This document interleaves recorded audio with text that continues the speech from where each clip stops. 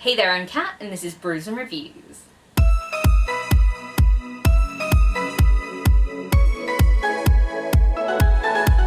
In today's video, I'm going to be talking to you about what I consider as the worst books of 2023. Now, these aren't the worst books ever, they aren't the worst books that were published in 2023, these are the worst books that I read in 2023. And on this list, I'm not going to include things that I just found disappointing and weren't as good as they were supposed to be. I'm only going to include books that I DNF'd, rated 1 star or 2 stars. So honestly, there aren't actually that many to go through. I just want to talk to you guys about them, and let's see if I can even remember what these books are about, because I might have blocked a lot of them from my mind.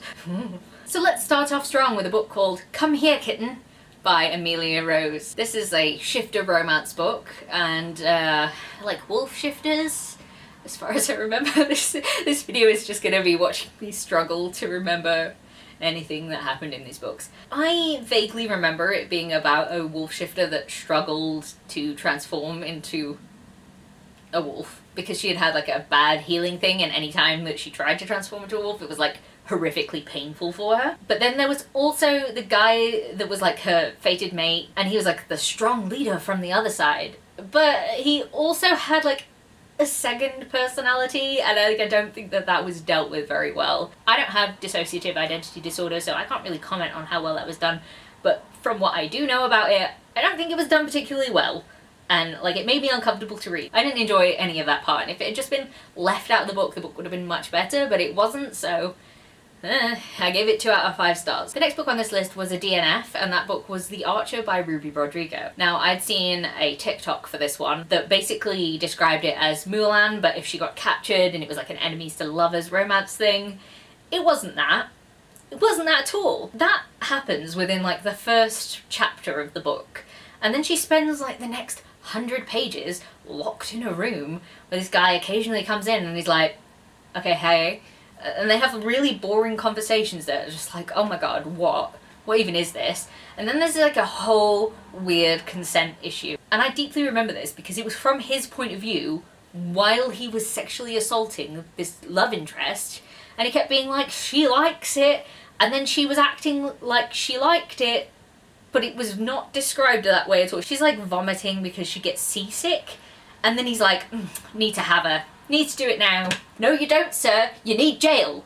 That's what you need. So anyway, I didn't enjoy this book. I DNF'd it as soon as that happened because I was like, listen, I can read about that stuff in books, but the way that it was being treated from characters' perspectives, like her next chapter was just her like, cool, okay, and I was like, I don't want to read that. Because like, no, it's not okay.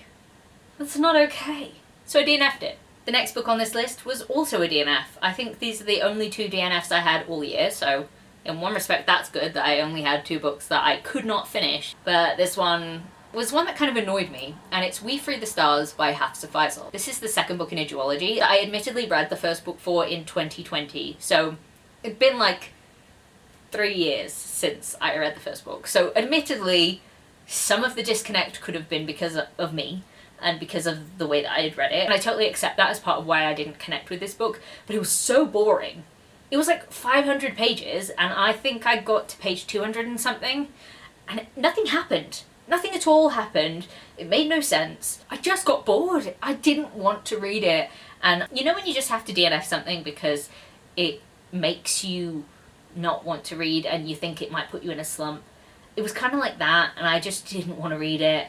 I was reading it physically as well. Sometimes I find when I have an audiobook I can push through because the person just keeps talking and I don't have to physically force my eyes to go, next page. But this one I just couldn't do it. I couldn't pick it up. It was making me sad. So I put it down, and I don't regret that decision. I know there's a lot of people that do really like this book and like give it 5 out of 5 stars, and that's great for you. It just really wasn't for me. There wasn't anything wrong with this book. I just found it so slow that I could not push through, and I was bored. Now the next book on this list is From Romeo to Juliet by Blue Anshell. Now you may have seen a Complaints with Cat video about this book. I was reading it and I read out bits of it because it was so bizarre. So many things happened. I thought it was Romeo and Juliet with some Fae inspiration in it, but it was very strange. So the way that this book is written, it basically is a Romeo and Juliet retelling, and it's kind of written like one of those books where you have like a modern day translation next to Shakespeare's original text, and it was also still written like a play, so with like the character name and then their text underneath it rather than with descriptions and stuff like that. But like 30% of the way through this book, like bam, they were fae. I was like, what? When did that happen? Why have we not mentioned this for like so long? And then it was like an info dump of like fae stuff, and then they started to do weird sex stuff. Like, great if you like that, but like there were a lot of juices. There was like lactation all the time for no reason. If you want to know more about what happened in that book, please go and check out the Complaints with Cat video. It is marked for over 18s only for obvious reasons. And yeah, I gave that one 1 out of 5 stars. It was really, really not good. The next book that I rated 2 stars was Mistletoe Murder by Karen McInerney. I'm really sorry, I cannot say this woman's last name, and I apologise for that. It just... McInerney.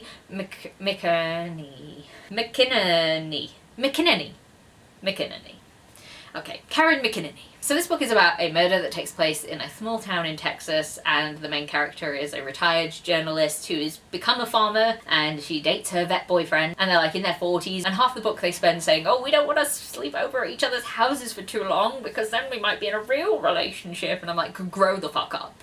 Grow up.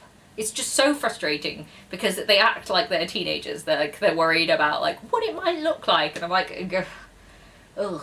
So anyway, a murder happens unrelated to their relationship, which does pop up a lot though, even though I don't care.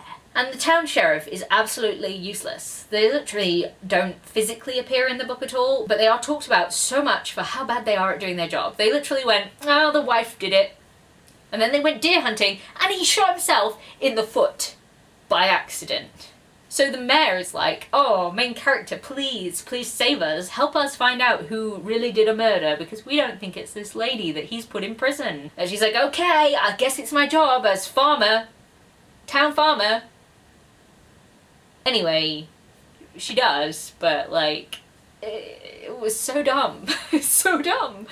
Oh, I hate it. It was 2 out of 5 stars because it wasn't awful and I was free and I expected it from like this like weird Christmas romance mystery thing.